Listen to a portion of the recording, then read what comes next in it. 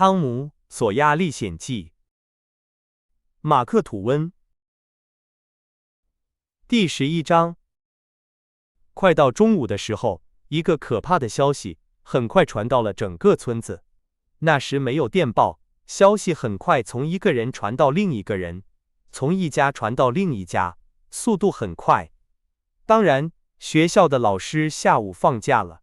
如果他不这样做，村里的人会觉得很奇怪。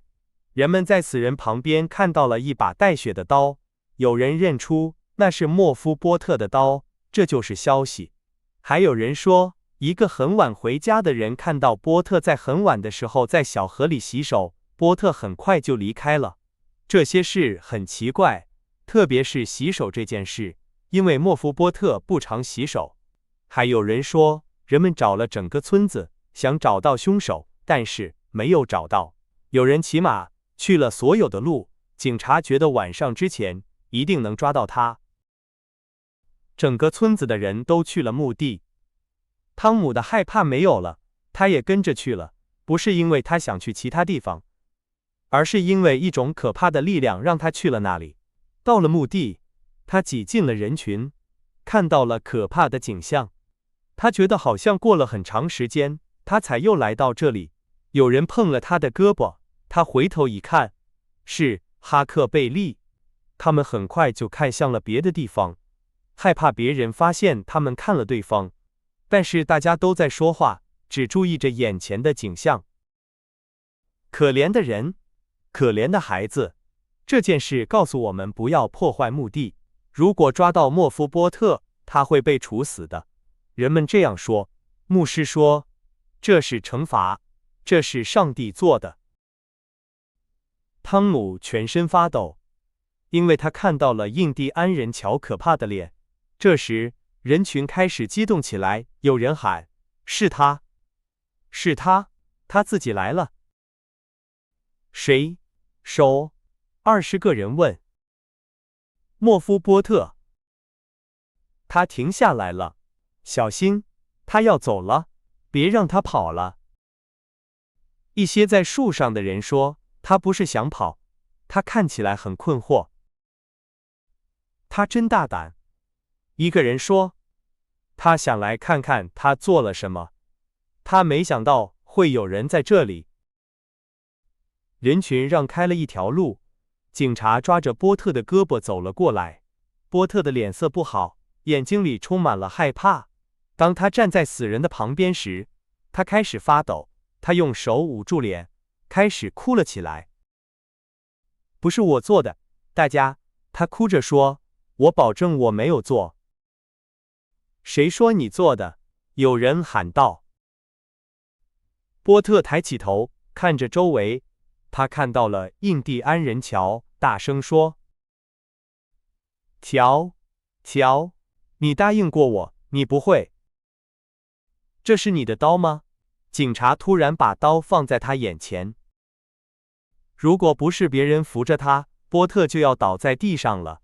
然后他说：“我就知道我应该回来拿。”他发抖着，无力地摇着手，说：“告诉他们，乔，告诉他们所有的事情，现在说出来也没用了。”哈克贝利和汤姆都说不出话来，他们看着那个说谎的人，平静地说着，他们等着上帝用闪电打他，他们很奇怪为什么闪电打他，他们很奇怪为什么闪电还没有来。当他说完话，还活着的时候，他们想救那个可怜的人的想法就消失了，因为他们觉得那个人已经和魔鬼做了交易，最好不要管这件事。你为什么不走？你为什么要回来？有人问。我没办法，我没办法。波特哭着说，我想离开，但是我觉得我只能来这里。几分钟后，印第安人乔在调查的时候，平静地说着同样的话。2个孩子看着闪电还没有来，他们觉得乔一定和魔鬼做了交易。对他来说，他变成了他们见过的最可怕也最有趣的人。他们一直看着他的脸，他们决定晚上看着他，希望可以看到魔鬼。乔帮助抬起死人的身体，放在车上，人们小声地说，伤口流了一点血。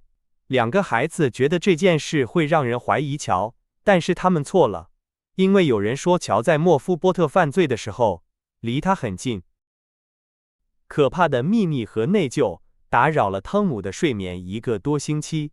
一天早上吃早饭的时候，西德说：“你晚上在床上总是动来动去，还说很多话，我半夜都睡不着。”汤姆的脸色变白了，他低下了头。这不是好现象，波莉阿姨严肃地说：“你在想什么，汤姆？”没什么，我不知道，但是他的手在发抖，把咖啡洒了。你还说了很多奇怪的话，西德继续说。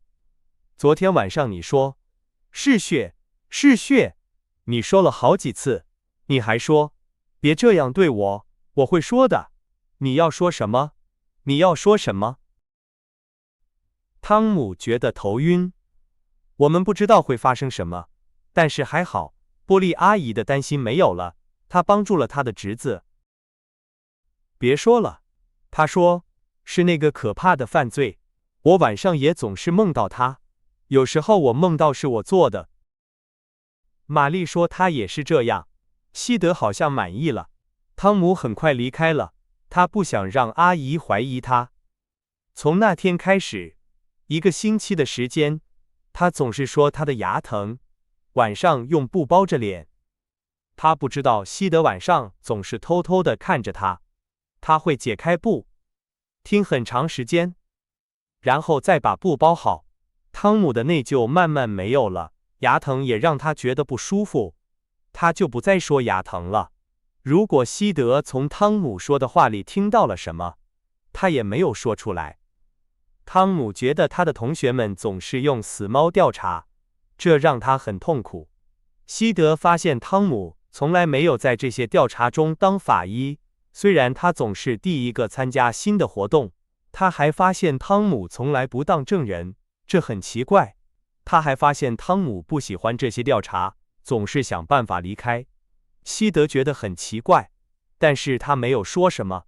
但是调查最后还是不流行了，汤姆的内疚也消失了。在那段时间，汤姆总是想办法去监狱的小窗户，偷偷地给凶手送礼物。监狱是一个很小的砖房子，在一个泥泞的地方，在村子的外面，没有人看守。其实那里很少有人。这些礼物让汤姆觉得好多了。村里的人想惩罚印第安人乔，因为他破坏了墓地，但是因为他很可怕，没有人敢这样做。他很小心的在2次调查中都说了打架的事情，没有说他偷了尸体，所以大家觉得最好不要把这件事告诉法庭。